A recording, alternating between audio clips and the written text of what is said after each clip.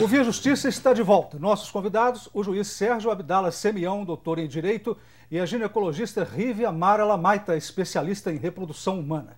O biodireito, a bioética, a vida em debate. Este foi o tema principal do terceiro Fórum Ibero-Americano de Direito, realizado em meados de novembro no Piauí.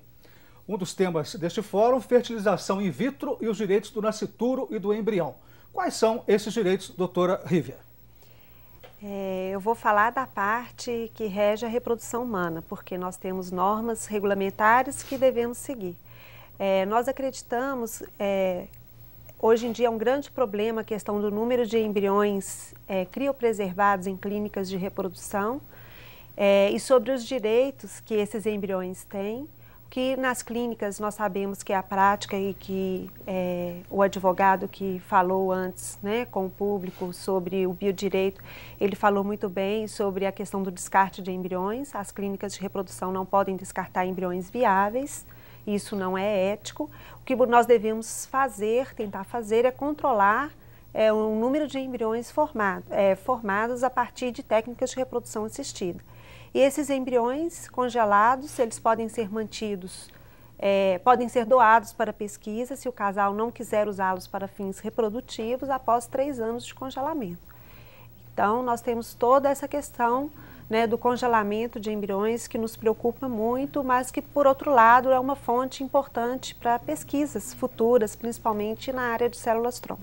Doutor Sérgio, recentemente uma cantora famosa entrou na justiça contra um comediante também famoso, que fez um comentário depreciativo contra ela e contra o feto de sua gravidez. O juiz determinou a retirada do feto do polo processual, alegando que ele não teria consciência da ofensa perpetrada.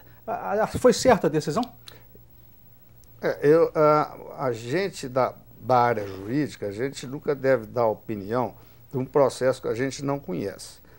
Não obstante isso, a minha posição, desde que eu escrevi uma obra sobre esse assunto, é que, no meu entender, essa decisão foi correta, porque o nascituro ele não tem, ele só tem direitos determinados por lei.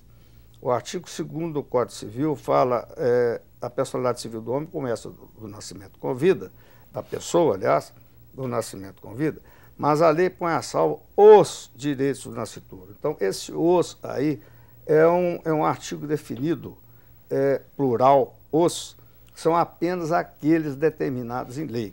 Um deles não é esse. E ele, então, não teria personalidade civil, ou seja, ele não seria capaz de direitos ou obrigações. A pessoa só tem direitos e obrigações depois de nascida. Uma criança que tem um dia de vida, ela já pode ser autora de uma ação judicial, representada pela genitora ou por ambos os pais. Agora, o nascituro, na minha opinião, ele não tem, apesar de ter alguns julgados nesse sentido, ele não tem direito de ação, na minha opinião. Eles falam muito dos alimentos gravídicos, mas se você for na lei de alimentos gravídicos, você vai ver que o sujeito do verbo é a gestante e não o nascituro. E nem há como qualificar o nascituro numa petição inicial, porque precisa de nome, precisa da qualificação dele. Não há como registrar um bem em nome dele, porque ele não tem nome. Então a decisão foi certa? Na minha opinião, sim. Doutora Rívia, terminou o primeiro bloco, nós não tivemos tempo de ouvir a senhora sobre aquele povo fala. Eu gostaria só de relembrar um pouquinho, que me chamou a atenção, que o povo quer total liberdade nas pesquisas. A senhora percebeu isso também? Sim, e nós percebemos isso na questão da votação da Lei de Biossegurança em 2005 no próprio Senado, onde nós tivemos a participação ativa da população ali durante a votação das leis. Porque essa lei, ela vem a beneficiar muita gente, principalmente na questão de tratamentos de doenças crônicas, como o Alzheimer, o Parkinson, e também aquelas questões de doenças degenerativas neuromusculares, por exemplo, qualquer condição que leve a uma tetraplegia, uma paraplegia. Porque a gente sabe que, às vezes, a repopulação celular nesses quesitos e também na questão de transplante de tecidos é muito importante. Doutor Sérgio, como que fica a reprodução assistida em termos de direito de família e de sucessões? No direito das sucessões, eu entendo que o embrião congelado, o embrião criopreservado, ele não tem direito algum, uma vez que o processo de sucessões ficaria paralisado ad eternum. Isso não tem a menor lógica, isso mesmo, porque ele não tem direitos e obrigações no nosso sistema. E no caso de direito de família, veio resolver um grande problema, porque no Código de 1916, o filho de pai morto, depois de 300 dias, ele não era considerado mais filho daquele que havia falecido. Então, a mulher ficava numa situação difícil.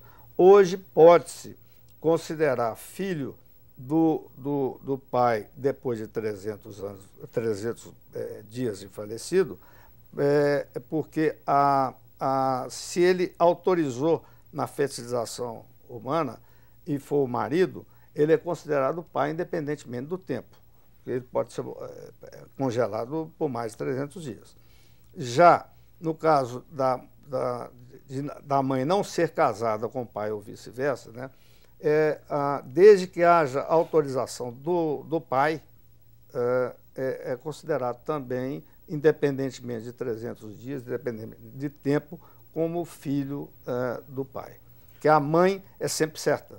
A mãe é aquela que deu à luz. No latim, ela mater é sempre certa. Isso, exatamente.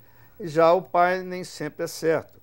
Então, o nosso Código Civil veio resolver esse problema, que era uma grande celeuma no Código de 1916. Doutora Rive, para a gente terminar esse bloco, eu queria que a senhora falasse sobre aquilo que o doutor Sérgio colocou, a visão de que a partir do 14º, 15º dia, que considera o embrião com vida. Eu só queria fazer uma colocação sobre a questão de quem dá à luz é a mãe, né? Porque nós temos uma situação na reprodução assistida que é o útero de substituição, ou seja, que são aquelas mulheres que têm os gametas, os óvulos, o marido tem os espermatozoides, mas ela não tem útero para gestar. Então, que ela, no caso, ela usa um útero de substituição, um útero de uma terceira pessoa.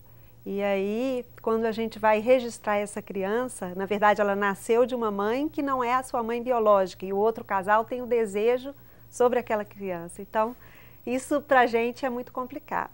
Nós vamos falar sobre isso no próximo bloco, porque o Ouvir Justiça faz mais um intervalo agora e volta em seguida com o bloco final do programa.